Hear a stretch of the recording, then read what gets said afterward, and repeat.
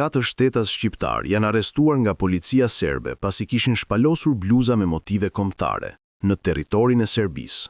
Autoritetet e Ministrisë së Punëve të Brendshme të Serbisë, në bashkëpunim me Drejtorinë e Policisë Kriminale, kanë arrestuar në territorin e Republikës së Serbisë 4 shtetas shqiptar, AS, EV, EG dhe AC.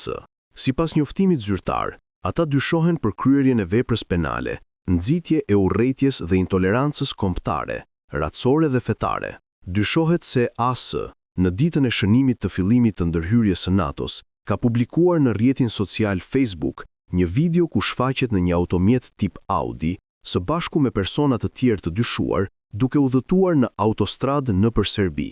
Në video, sipas autoriteteve, ata kanë shfaqur në mënyrë të papërshtatshme simbole të Shqipërisë së Madhe dhe kanë përmendur Republikën e Serbisë në kontekst negativ, duke përdorur fjalor të papërshtatshëm.